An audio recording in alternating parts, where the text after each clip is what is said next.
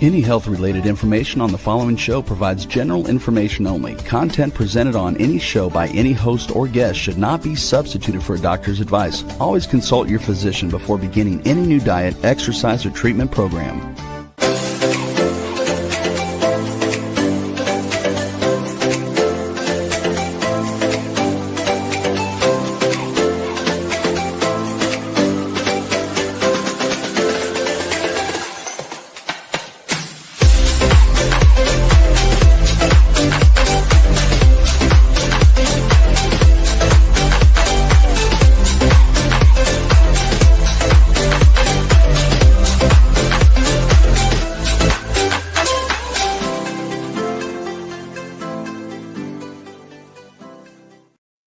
Hello, everyone, and welcome to the Inspired and Empowered Living TV show and podcast.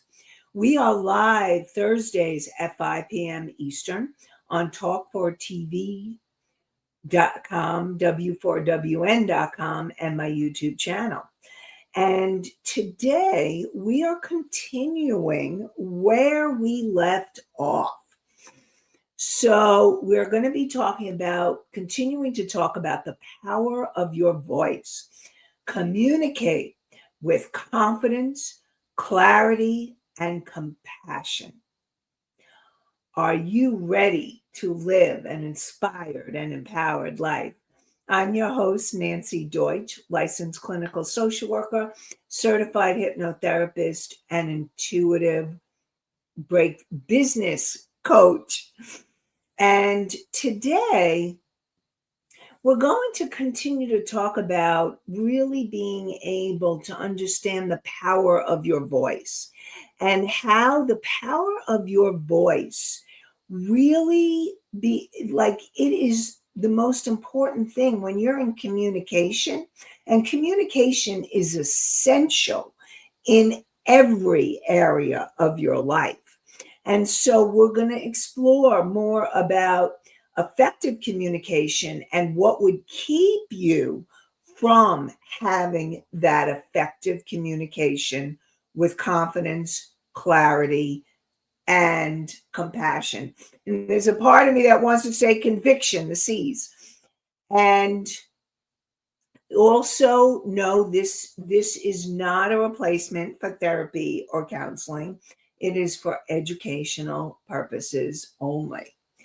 So last time we were talking about fear of judgment, and we were talking about lack of clarity. And I want to go deeper into both of those because both of those issues will and do affect your ability to clearly communicate with confidence and clarity and compassion.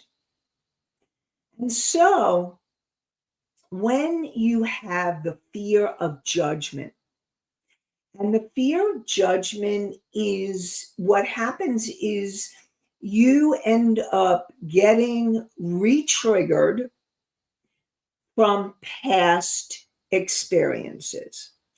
And your nervous system, what happens in your nervous system is that you will go into the stress response, fight, flight, and freeze. So if someone or you feel like someone, because even sometimes you may feel it, but it may not even be real, but many times it could be real. So both of those are possible.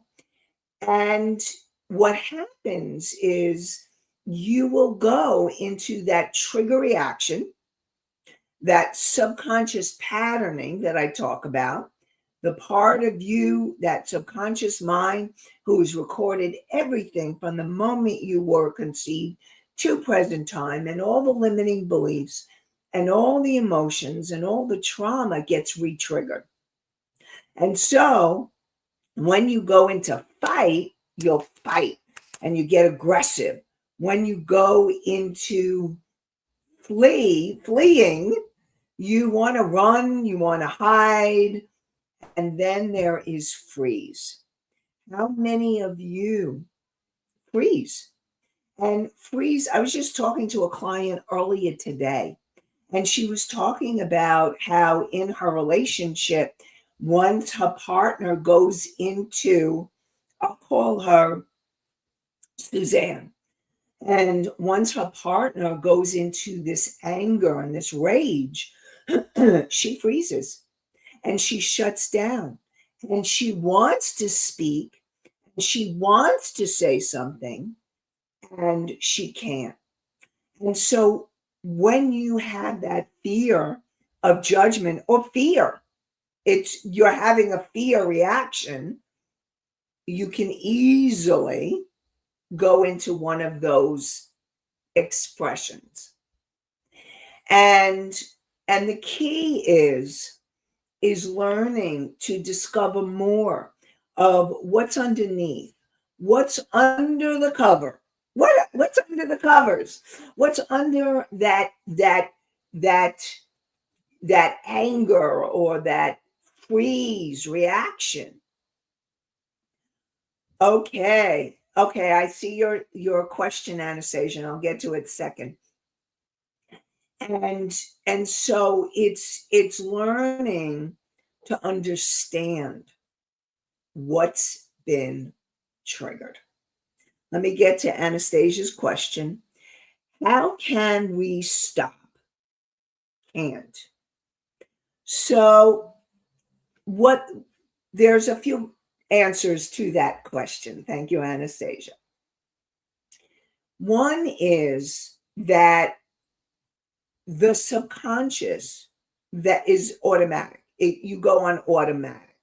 And when you're in automatic mode, you're not able to stop it if you're not aware of what's going on underneath. So that's why I said the first thing that needs to happen is for you to understand where is that fear coming from. So with Suzanne, I'll give you an example. When we started talking about it, I said, who does Evan remind you of?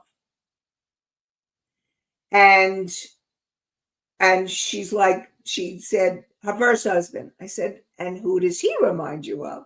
Because there was a pattern that she kept attracting ragers in her life.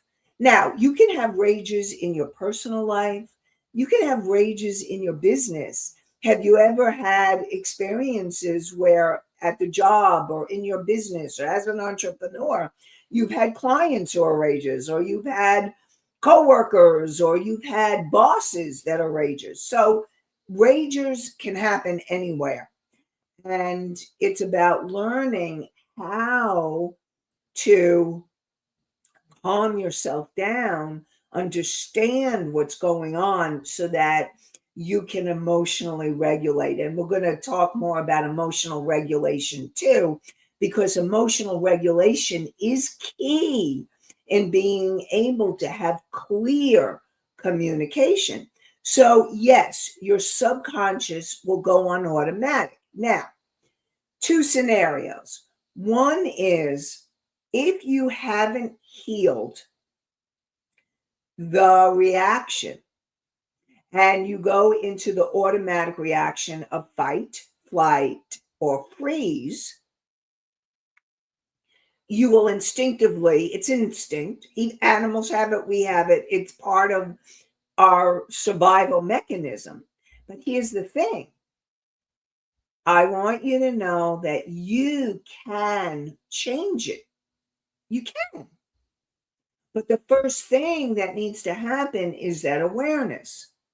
So, what is underneath that, let's say, freeze reaction? So, when I asked Suzanne again, what happens for her? And I said, who else besides your first husband, who else triggered you? And she knew from our work together that it was her mother. Her mother was a rager. And so she knew that so what happens for her is when Evan starts screaming at her or getting angry at her, that fear reaction surfaces.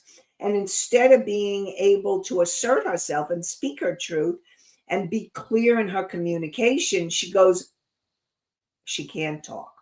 She can't talk.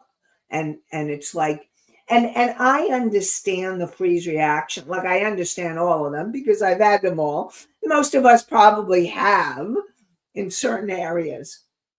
So, and what she realized is that her mother was the culprit or the reason why she had that freeze reaction.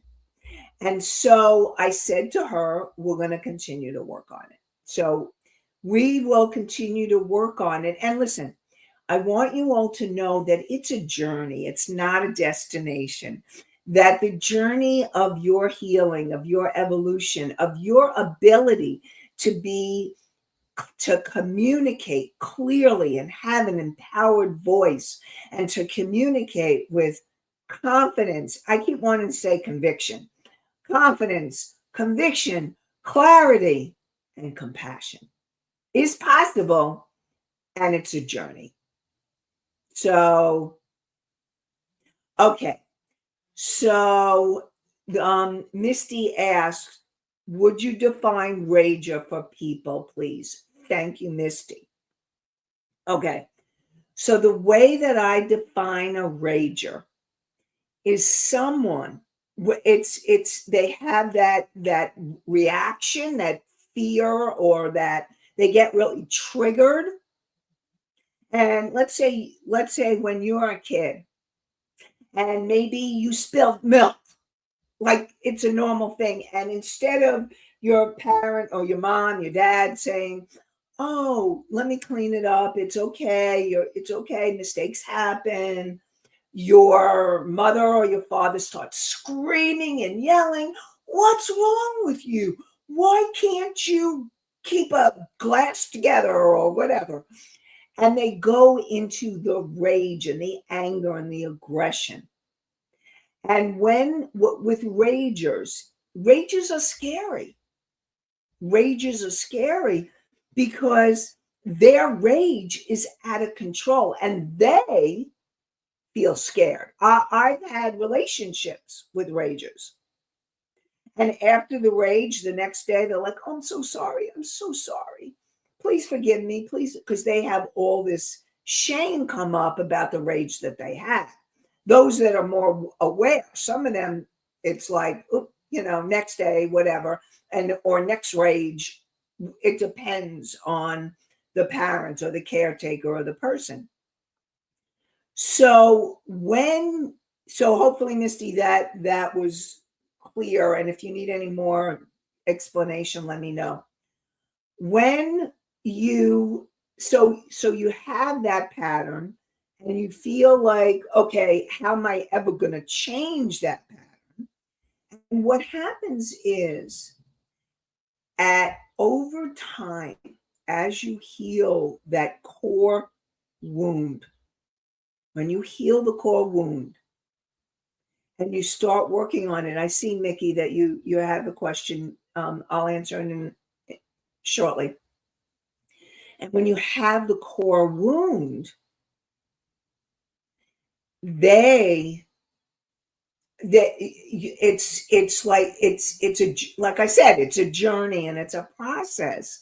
But learning to heal that core wound, you begin to feel more empowered, more confident to express yourself.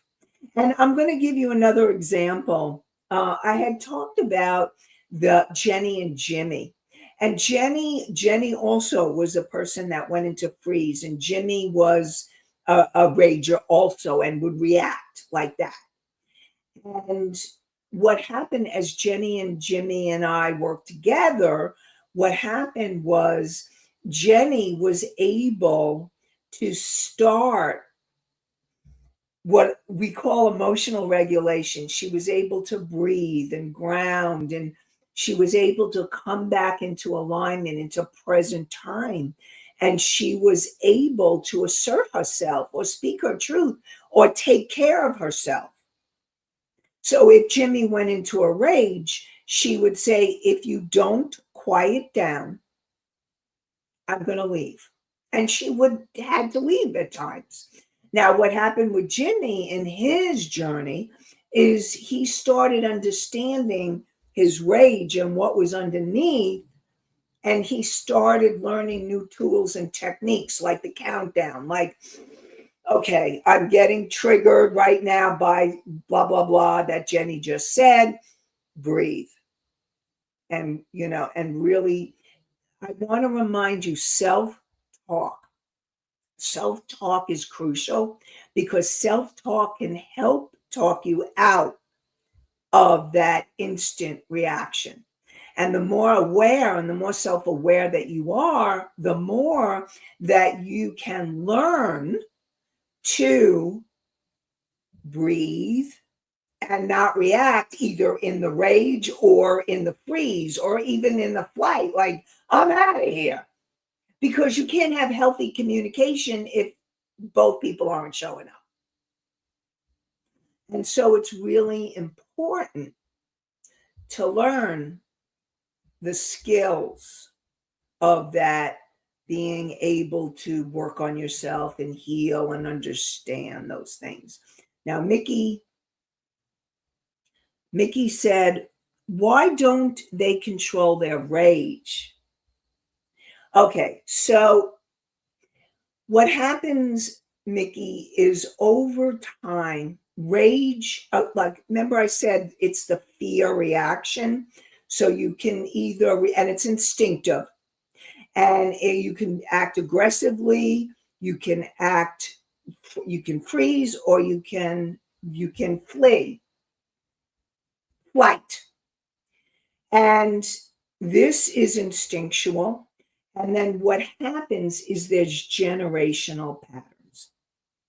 So you will find that if you grew up in a family where there was a rager in the house, so if your mother was a rager or your father was a rager, and I've worked with people that had both, or a caretaker or a teacher, or there was somebody in your life where you were subjected to that rage.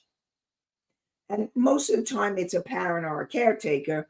But if you were continually subjected to the rage, or there was a real traumatic experience around it, you can very easily either become the rager yourself or attract ragers.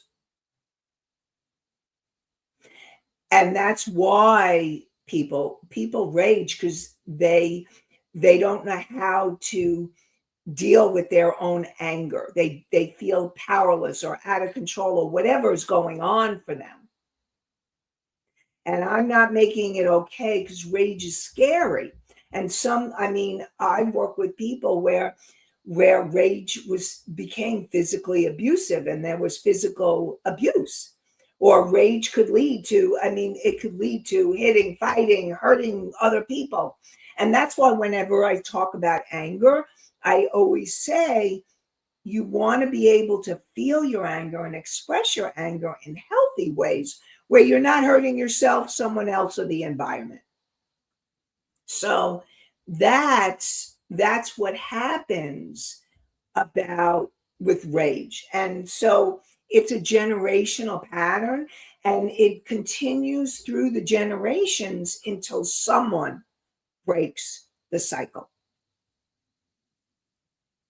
So that's why. So Misty, you should speak your truth so people can know for sure what is meant. Okay. So when I'm talking about speaking your truth, I'm talking about coming from a place of being authentic. I'm coming from a place where you're sharing, like when in healthy communication, and when you're expressing the power of your voice, and you want communication with confidence, conviction, clarity, and compassion, you are being able to express what your needs are, what your wants are. You're able to let the other person know in healthy communication that maybe what they did was upsetting or hurt you. I felt angry when you behaved like blah blah blah. And it's very important when in healthy communication to make sure that you're not blaming the other person, you're not viewing them, shaming them, because that only leads to unhealthy communication, but you're naming their behavior that was upsetting to you in a healthy way where you're owning your feelings and you're able to say, I'm feeling this, and this is really what I need from you. So in the case of a rager, and I will tell you because I personally dealt with it, I shared the last live show that my mother was a rager. So I'm very familiar with rage. And what happened is I attracted people in my life, romantic partners and friends who are ragers. And very often the thing where I talked about they felt shame and they would be so apologetic. And then I'd say, I really need you not to rage, but you can't tell that to a rager. They need to learn new coping skills. And this is really important, whether you're in fight, rage, or fighting or angry, aggression. And it may not go into rage, but you have that angry tone, or there's anger coming up for you. And or you're in that flight mode and you just want to flee out of there, or you're in freeze. And the more that you learn to be able to understand and help yourself and breathe and know that you can work through this, but you need new coping skills. You need new coping skills that will change those behaviors that are not comfortable. And that's what happened with Jenny and Jimmy, is both of them, as we worked together, they got new coping skills. And so what happened was their whole relationships started changing. They started becoming healthy communicators instead of unhealthy communicators. Now, here's the thing. I want you all to know, I'm not making any of you wrong. I want you to come into awareness of who you are and how you react in situations when you get triggered, because that reaction is crucial and key for you to work through what you need to be able to have the power of your voice, clear communication, and moving forward with that confidence, clarity, and compassion for yourself and for others. So, and so speaking your truth, getting back to Misty's question, speaking your truth is coming from that place of authenticity, coming from the place of what your truth is in a healthy, appropriate way. So, like what I was talking about with healthy communication, I felt really hurt when you ignored my texts. I'll give you an example. Or I felt really sad when you weren't available for me. I felt sad and disappointed. And so that's healthy, clear communication. So that is shifting the energy. And hopefully that explains it. If you have any other pieces to that, or you want to, any other questions, let me know. That seems learned and also holding on to issues in life. I think Misty, and I'm not sure because I know I was talking and I didn't see that other piece. Um, so I think you're talking about what happens in the generational line with rage, or what happens because you will react from your own place of what you needed to feel safe in your life when you were growing up. And so it is learned. Yes, the rage. It is learned. Yeah, yeah, yeah. And so it's definitely a generational pattern.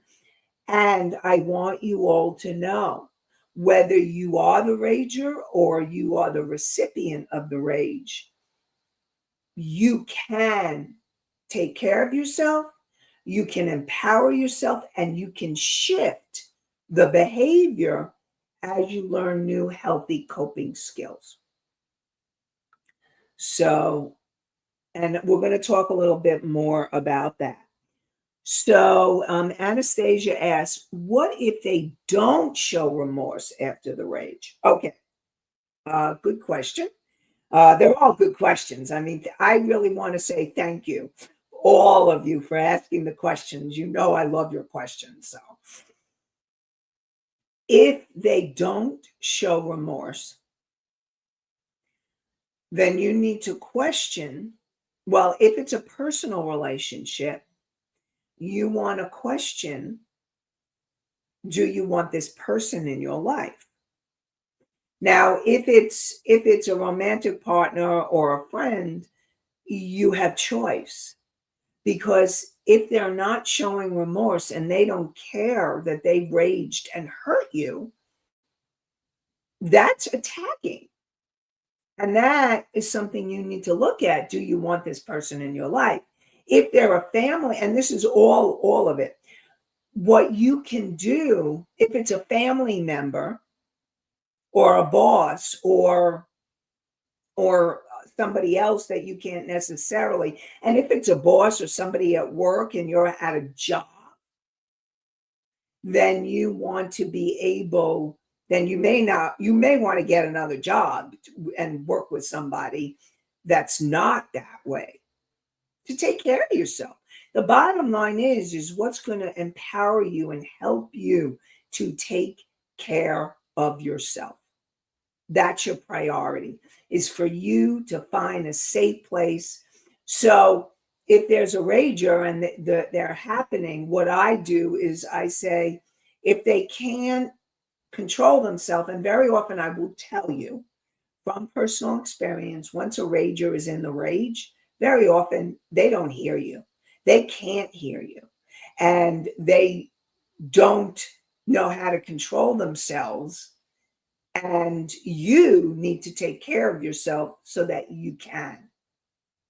And that's why learning how to come out of freeze, and in this case, flight might be a good thing because it could be protective of what you need. But here's the thing with flight, if you want a healthy relationship, you want to be able to come back and communicate in healthy ways. Now, if a rager is not able to own their stuff, they may not be a healthy person to be in a healthy relationship with. And so you need to do what you need to do to take care of yourself, protect yourself, and leave the situation, or take a time out, or do what you need to do so that you are taking care of yourself. And I know that I kept repeating that, but that's safety, emotional safety, and physical safety. Physical safety and emotional safety is of the utmost importance, crucial, essential. So, and if they don't show that remorse, again, look at, is this somebody you really want to be in a relationship or be around? Now, if it's a family member, then you need to figure out how much you really want to be around them as well. I will tell you that through the years, what happened with me is, as I got older and I became an adult, and I learned to handle my emotions, and my relationship with my mother changed And the way she raged was not okay. And she didn't do that to me anymore. She knew that she couldn't do it anymore because I had become healthier. So still, it's about working through your own stuff to do that, to heal those issues. And if you are a rager or if you are in a relationship, what you want to look at is how do you heal those parts of you that were raged at when you were a child, and how scary that might have been, and learning to take care of that precious little girl or boy inside of you.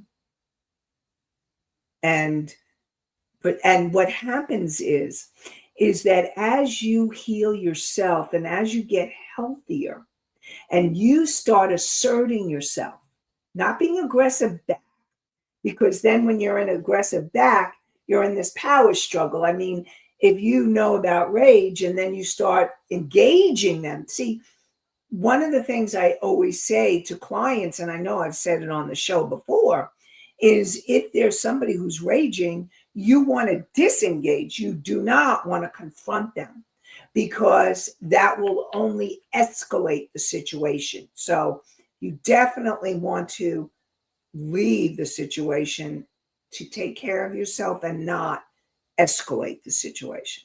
So hopefully, okay. So what can you do? Well, fear of judgment, the fear. I want you to know fear can be rewired. And when I say rewired, remember I said the nervous system. What happens is your nervous system ends up being used to that trigger, that reaction.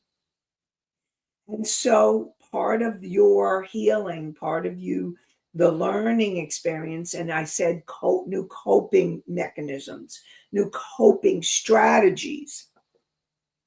So one of the things is to learn how to develop self-compassion. And here's that compassion. And what is compassion? Compassion it's kindness towards yourself. Compassion is trust. It's acceptance. And it's being able to love yourself even though you had an experience, or being able to love yourself through whatever's going on. And learning self-compassion is a huge healing tool and coping skill. And then again, what I was talking about is you want to identify and heal core wounds around your fears, your fear of judgment, your fear of whatever, fear of success, your fear of visibility, your fear of being heard, because we're talking about communication. And you may have a fear of being heard because when you were growing up, you were shut down. It wasn't, and how many of you grew up in families? Oh, it's okay for children to be seen but not heard. And so you shut that down. So you want to be able to learn how to really heal those wounds. And sometimes you may need help. You may need help to do that. You may need a therapist or a coach, depending on what it is you're working on, to be able to heal those core wounds. And then you want to surround yourself with supportive people, creating a supportive community that's going to support you in your healing, in your journey. And I've been very grateful and blessed through my healing journey that I've always managed to find those healing communities. And I really want to support you to find a community that will help you, to support you in healing and becoming a better communicator and understanding yourself and understanding your issues more deeply. And what just popped for me is there's nonviolent communication. They have communities. There's a lot of healthier communities where you can find support to help you be healthier and have healthier communication. And then it's coming back to that authentic expression and being able to speak your truth, being able to allow yourself to express yourself in a real way. And hopefully you've created relationships where they can hear you and you can hear them and you can have a healthy relationship. That's what you want. And here's the thing, you may need help. You may need that counseling or coaching in order, either individually or together. For example, Jenny and Jimmy could not have gotten where they are if they did not have help. And the same thing with Suzanne. Suzanne wants to be healthier so that she doesn't have to freeze when Evan goes into the rage. And then at some point she's gonna maybe talk to him about taking care of himself and getting the help he needs. All possibilities. All possibilities. So I just want to remind you that you can go to inspiredandempoweredliving.com/meditation for a meditation to clear your energy and to ground you and to help you get into a clearer state so that you can listen to the communication coming to you from the intuitive realm, from your intuition, and being able to then express that in healthy ways to the people in your life. So it's inspiredandempoweredliving.com/meditation, MEDITATION. So the name of the show.com/meditation. And it also has a PDF if you don't like meditation. So you definitely want to download it and to really support you in moving forward on your path. And I'm going to talk about that clarity. If you want to communicate, but you're not clear, the communication will not come through clearly. And one of the first things, and I'm combining this, one of the first things that you want to do is to deal with your emotions. So you want to know, like, what are you reacting to? So are you reacting with the anger? Are you reacting with the fear? Are you reacting with sadness or grief or disappointment or frustration? Is learning to be able to get clear and get the clarity you need in order for you to be able to clearly communicate. And I'm also going to support you. If you are not clear, and sometimes what happens is you need to process what you need to process before you can clearly communicate. You take the time that you need to process your stuff, your issues, so that you can do it from a place of hopefully less emotion and really coming from that place of confidence, of clarity, and compassion. And that place is when you're in alignment. But in order to get into that alignment, you need to clear the energy so that you can speak with clarity. Now, when you want to have the clarity, you want to be able to reflect what triggered you, what's going on emotionally. Is this from, and usually it is from your past.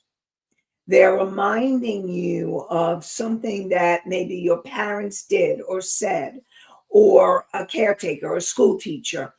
All of that could be those triggers.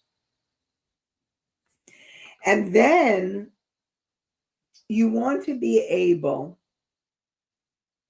to ground yourself and feeling your breath, feeling your feet on the floor, being able to feel more in alignment. Then you can communicate. And when you're clear on your wants, on your needs, then you can, and your feelings, then you can communicate in a very clear way that hopefully the other person can hear. And people are more likely to hear you when you're coming from that space than when there's anger. When there's anger and both of you are angry, disengage. So, or even when you're in the fear reaction, you're not going to be able to express yourself clearly until you calm yourself down, you come back into present time. Because what has happened is you have gone back into the past, you've regressed. So you want to come back into present time and feel grounded and centered and connected. And then it's learning to practice, owning your voice, speaking your truth. You can practice with friends. That's why also a supportive support group or a supportive community can help you. I call it role playing, and you role play with somebody else, practicing what you want to say to the other person. And that can be a really effective technique, whether it's in your personal life or needing to say something to your boss or needing to say something to another person, a coworker, whatever it is, practice and find supportive people to practice with. And so really getting what is it and asking yourself, what do I want to say? What is it that I need or I'm feeling that I need to communicate to the other person? And when you are in that clarity space, you're ready. Now, hopefully, that other person is ready too. And then you can have a healthy conversation. Now, that emotional centeredness, being able to calm yourself down emotion, and I know I said it in the beginning, it's crucial, so important. And we're going to continue talking more about more things for inspired and empowered living. And so join us next Thursday at 5:00 p.m. on talk4tv.com, w4wn.com, and my YouTube channel. And you can also hear the podcast on iHeartRadio, Spotify, Pandora, Apple, Amazon, and many more. And so remember, you can shift your reactions that you have the power to do that. And it's a journey of self-awareness and self-discovery and healing. And so I look forward to connecting with you next week. And I wish you all an inspired and empowered day and an inspired and empowered week. Have a great one, everybody. Bye for now.